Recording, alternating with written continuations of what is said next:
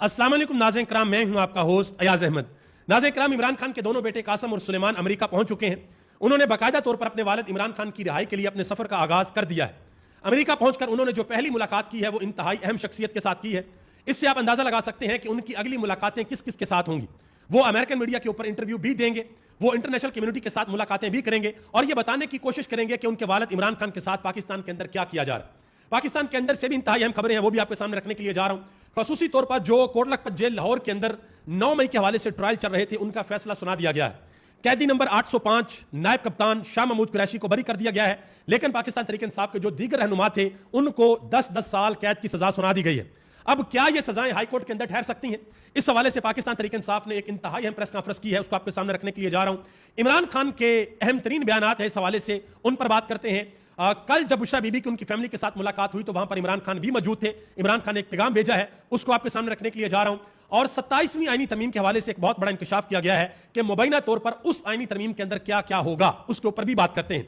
आगे बढ़ने से कबल गुजारिश करूंगा कि वीडियो को लाइक कर दें, चैनल को सब्सक्राइब कर लें ताकि इंफॉर्मेशन का सिलसिला आप लोगों तक पहुंचता रहे। सबसे पहले नंबर पे एक बड़ी अफसोसनाक खबर है। पाकिस्तान तहरीक इंसाफ के नौजवान रहनुमा हमाद अजहर, उनके वालिद मियां मोहम्मद अजहर, वो इस दुनिया फानी से कूच कर गए हैं, अल्लाह को प्यारे हो गए हैं। अल्लाह से दुआ है कि अल्लाह ताला उनकी आखिरत की मंजिल आसान फरमाए।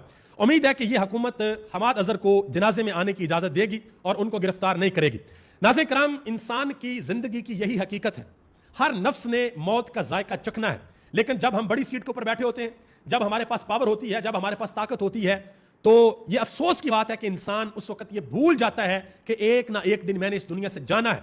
और जब मैं सीट के ऊपर बैठा था, मैं जज था या मैं किसी और सीट के ऊपर था, वहां पर जो जो कुछ मैंने किया, जो जो इख्तियारात अल्लाह ने मुझे दिए हुए थे, उनका मैंने जैसा जैसा इस्तेमाल किया, उस सब का हिसाब मुझे एक ना एक दिन देना है। कब्र के अंदर भी देना है और हशर के अंदर भी देना है। काश काश हम लोग ये समझ सके। आगे आ जाए जी। इमरान खान के दोनों बेटे कासम और सुलेमान अमेरिका पहुंच चुके हैं और हैरानकुन तौर पर उनकी जो पहली मुलाकात हुई है, जो तस्वीर सामने आई है, वो आई है रिचर्ड ग्रैनल के साथ। याद रहे कि रिचर्ड ग्रैनल अमेरिका के अंदर वो सियासतदान है जिन्होंने खुलकर इमरान खान की हिमायत की। इमरान खान के लिए मुतअद्दिद बार उन्होंने ट्वीट भी किए। पाकिस्तान का एक बड़ा मीडिया हाउस था जियो न्यूज, जिन्होंने उनके साथ पंगा लिया था और उन्होंने फिर दिन में तारे दिखाए थे जियो न्यूज को, ठीक है जी। और उन्होंने एक ट्वीट भी किया था और उस ट्वीट को तकरीबन 1 करोड़ लोगों ने देखा। और वो मेरा ख्याल है रिचर्ड ग्रैनल जब से अपना ट्विटर अकाउंट बनाया तब से लेकर आज तक सबसे ज्यादा उनका जो ट्वीट देखा गया था वो वही ट्वीट था। और उन्होंने इमरान खान के बेटों के साथ एक तस्वीर जारी की है। उन्होंने बाकायदा तौर पर एक ट्वीट भी किया है। उन्होंने कहा जी, welcome to California my friends. और अब देखते हैं कि आगे आगे ये मुलाकातें किस किस के साथ होती हैं। अमेरिकन मीडिया के ऊपर अगर कासम और सुलेमान इंटरव्यू देते हैं तो वहां पर क्या बातें होती हैं। इंसानी हकूक की जो तंजीमें हैं, अगर उनके साथ मुलाकातें होती हैं तो वहां पर वो अपना क्या मौकफ सामने रखते हैं, ये बड़ा अहम होगा। अब मैं यहां पर एक चीज आपके सामने बड़ी साफ और वाज़ेह रख दूं। अगर हम ये कहें ना कि कासम और सुलेमान के जाने के बाद डोनाल्ड ट्रंप जो है वो आकर बयान दे देंगे कि इमरान खान को रिहा करें, तो ये बड़ी मुश्किल बात है। ज्यादा से ज्यादा पता क्या हो सकता है? ज्यादा से ज्यादा ये हो सकता है कि डोनाल्ड ट्रंप तक ये पैगाम चला जाए कि भाई इमरान खान के साथ पाकिस्तान में ये किया जा रहा है और उनके बेटे अमेरिका के अंदर आए हैं, उनके लिए आवाज बुलंद कर रहे हैं।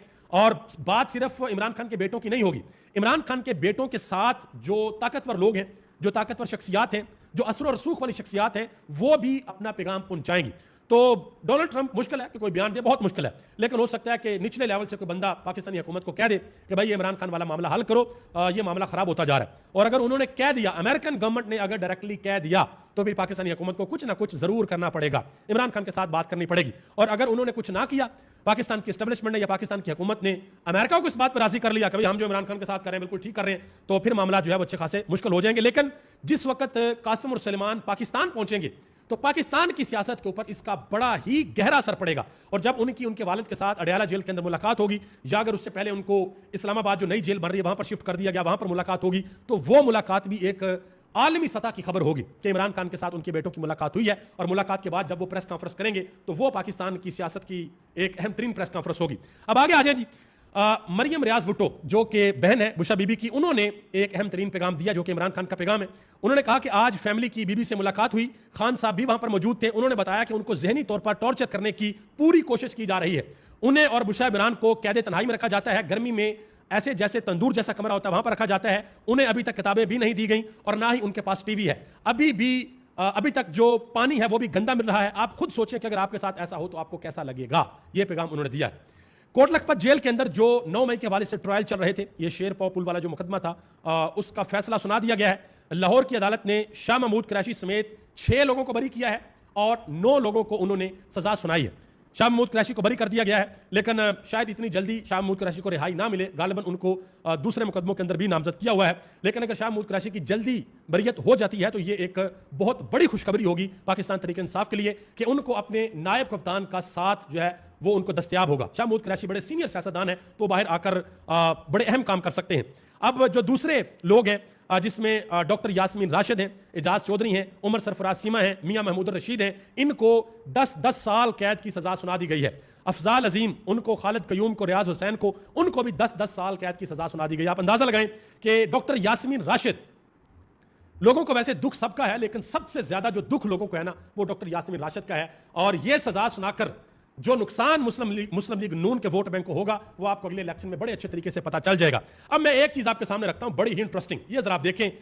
आईजी पंजाब साहब ने जिस वक्त प्रेस कॉन्फ्रेंस की थी, उन्होंने ये कॉल डाटा रिकॉर्ड सामने रखा था कि भाई ये इन लोगों ने कॉलें की। 215 टोटल कॉलें थी, उसमें 41 कॉलें डॉक्टर यास्मीन राशिद की, फिर इसी तरह हमाद अजहर की, इसी तरीके से मियां महमूद रशीद की, एजाज चौधरी की, इस तरीके से मियां असलम इकबाल की, मुराद रास की भी, ठीक है जी, मियां अजहर की भी। अब मुराद रास की भी 23 कालें थी, लेकिन उन्होंने प्रेस कॉन्फ्रेंस कर दी, उन्होंने पार्टी छोड़ दी, तो उनको सारी की सारी माफी मिल गई। इमरान खान ने जो बयान दे रखे हैं, 23 अप्रैल 2025 को इमरान खान ने कहा था कि 9 मई के मुकदमात सियासी मुकदमात हैं और तहरीक इंसाफ से तल्लक रखने वाले अफराद को निशाना बनाने के लिए सीसीटीवी फुटेजेस गायब कर दी गई हैं। मेरा पहले दिन से मुतालबा है कि 9 मई से मुतल्लक सीसीटीवी फुटेजेस सामने लाई जाएं ताकि दूध का दूध और पानी का पानी हो सके।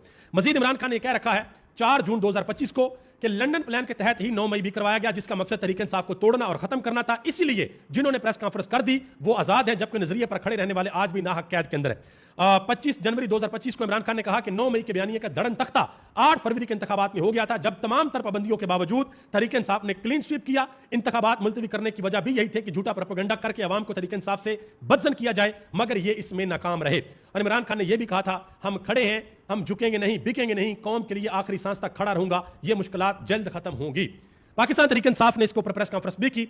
डॉक्टर बाबर अवान ने कहा कि मैं आज बबंगे दोहल कहता हूं कि कहां है 9 मई की सीसीटीवी फुटेज, उनको सामने लेकर आए। उन्होंने कहा कि लाहौर में 30 अरब के सीसीटीवी कैमरे लगे हुए हैं, हमें फुटेजेस दिखाई जाएं। पंजाब में पहली बार किसी खतून सियासी वर्कर को, किसी लेडी डॉक्टर को 10 साल कैद की सजा सुनाई गई है। डॉक्टर यास्मीन राशिद की बात कर रहे थे। सलमान कमराजा ने कहा कि 9 मई के हर मुकदमे में 2 गवाह पेश किए जा रहे हैं, जिनके बारे में कहा जाता है कि उन्होंने साजिश सुनी। एक पुलिस मुलाजिम है जिन्होंने कोई सुलेमानी टोपी पहन रखी थी, वो जमान पार्क के अंदर दाखिल हो गया, सोफे के नीचे छुप गया, और दूसरा मुलाजिम यह कहता है कि मैं मेज के नीचे छुप गया और मैंने सारी की सारी साजिश जो है वो सुन ली। और तहरीक इंसाफ ये कह चुकी है कि इमरान खान का तो छोटा सा टेबल था, उसके नीचे तो बिल्ली भी आए तो पता लग जाता कि बिल्ली आ गई है, तो बंदा अगर गुस्सा तो उसका पता नहीं चलना था। आली हमजा ने कहा कि आज इंसाफ का कत्लेआम हुआ, डॉक्टर यास्मीन राशिद को 10 साल बामुशक्कत कैद की सजा सुनाई गई। ये वो खतून है जिसने कोरोना के दौरान पंजाब को बचाया। आप ये पैगाम देना चाहते हैं कि आइंदा कोई पंजाब की खिदमत ना करे, ये उन्होंने कहा। मतीउल्लाह जान ने कहा कि सरगोदा एयरबेस को अगर नुकसान पहुंचाया गया तो कहां है वहां की सीसीटीवी फुटेजेस, क्या वहां पर कैमरे नहीं थे? उन्होंने कहा कि ये इतनी हसास फौजी तंसीबात हैं तो ये हो ही नहीं सकता कि वहां पर सीसीटीवी कैमरे ना हो। क्या वो सीसीटीवी कैमरों की फुटेजेस अदालत के अंदर पेश की गई? ये उन्होंने बात की है। हुकूमत की जानिब से बैरिस्टर अकील मलक ने कहा, कहते हैं जी 9 मई केस के फैसले में इंसाफ का बोलबाला हुआ है, हर मामले पर आवाम की आंखों में धूल नहीं झोंकी जा सकती।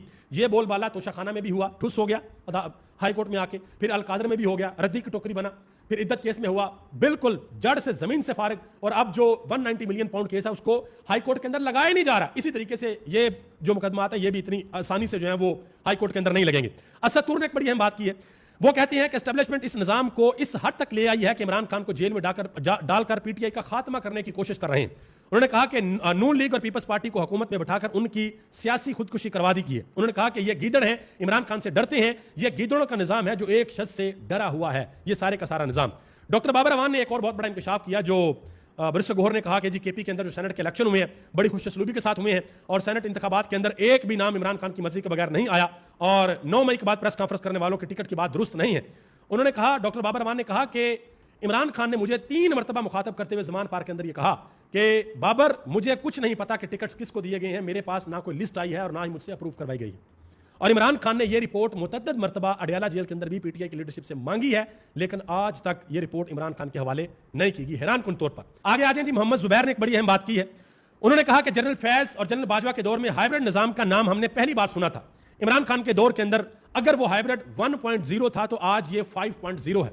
लेकिन उस वक्त इमरान खान के पास फिर भी फैसला साजी का इख्तियार था। आज तो शहबाज शरीफ के पास कोई इख्तियार नहीं है। इसका सबसे बड़ा सबूत यह है कि अमेरिकी सदर डोनाल्ड ट्रंप भी आर्मी चीफ से ही बातचीत कर रहे हैं और किसी को नहीं पूछ रहे। आगे आ जाए जी। हाफिज अहमदुल्ला साहब ने एक बहुत बड़ा इंकशाफ किया जी।